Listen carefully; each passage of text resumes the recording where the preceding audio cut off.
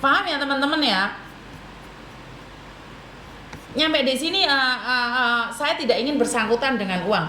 Dan yang paling mengenaskan adalah saat kita secara pribadi membuka donasi dan saya memberikan linknya langsung nih, kayak ada orang nih kecelakaan, terus ada yang bantu, contohnya ini kayak mbak bunda gini, saya ada kecelakaan nih, terus habis itu saya siarkan, contohnya gini aja, Bang Irul,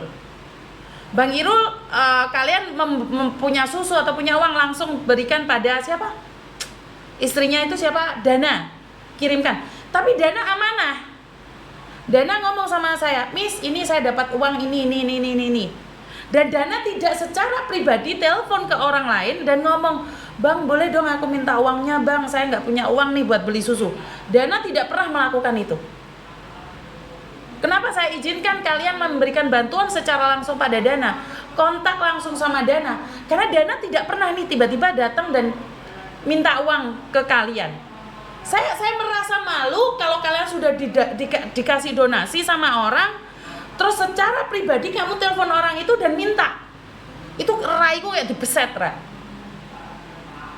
Ibu Koceng ya, sentuh Lampung ya. Saya kayak rasa dibeset muka saya. Bang Irul itu butuh bantuan bener-bener. Dulu aja saya tidak cross, kayak nggak saya bantulah secara langsung. Kenapa? Karena saya boleh dong curiga sama orang. Tapi ternyata dari sekian lama, oke, Bang Irul semakin membaik. Dana ada kebutuhan, ada yang memberikan, khususnya Malaysia. Saya terima kasih sekali sama orang-orang yang ada di Malaysia, orang-orang Indonesia yang ada di Malaysia. Terima kasih sekali karena kalian memberikan bantuan mengalir pada Dana. Dan tahu nggak?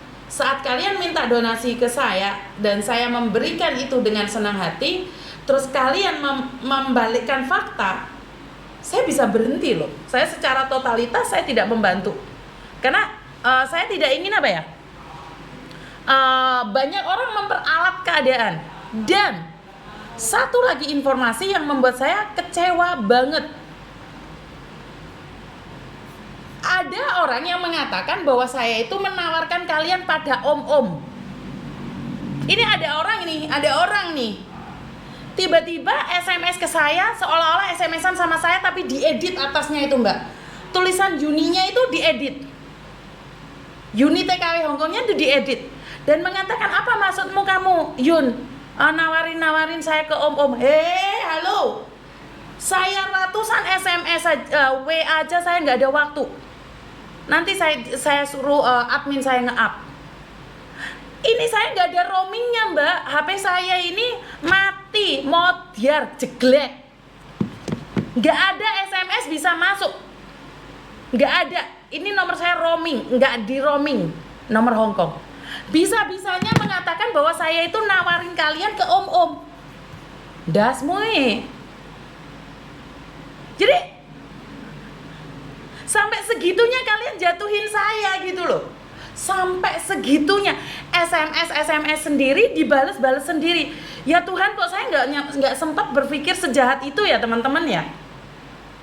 Kenapa saya tidak sanggup membayangkan sejahat itu gitu loh. Kemarin saya difitnah jadi punya tim yang tukang nagih utang.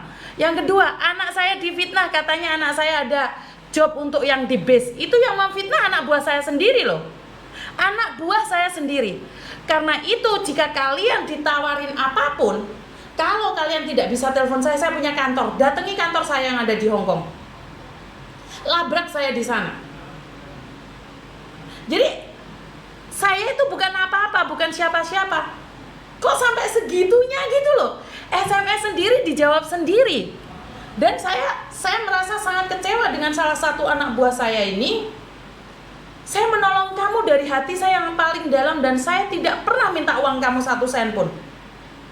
Kamu bisa membalikkan fakta di tempatnya Koko cari job cowok. Padahal aku sebagai maknya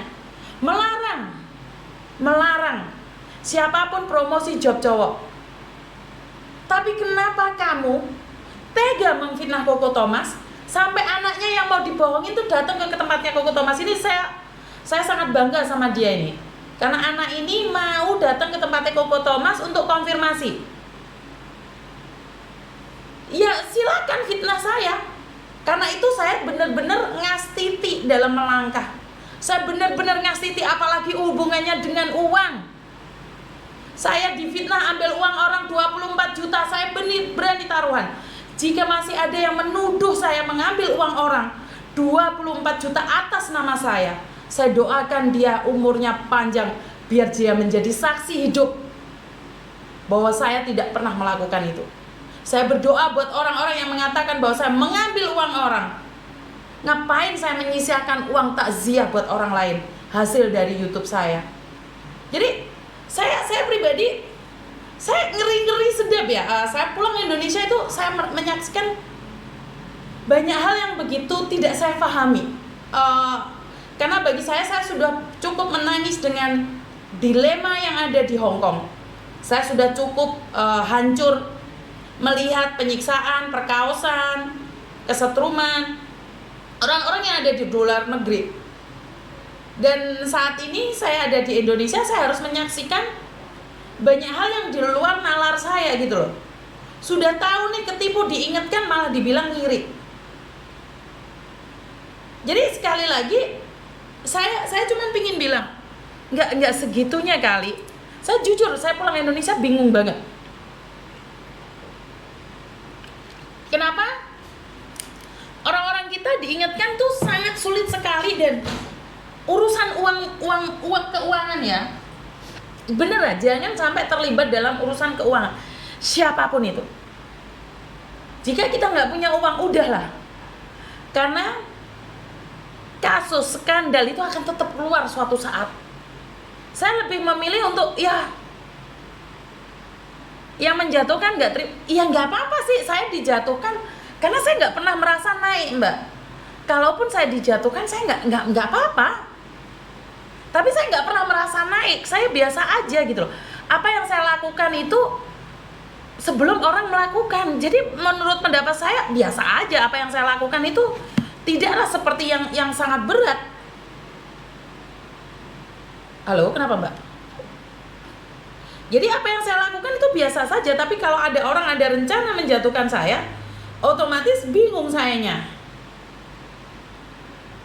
Karena saya tidak punya kelebihan. Saya cuma mengingatkan teman-teman yang mau saya ingatkan, itu aja, titik. Nggak mau nyombok band loh. Kenapa Mbak? Enggak, mau ucapin terima kasih sama Miss Yuli. Kemarin aku nanyain apa uang tiket udah dikasih.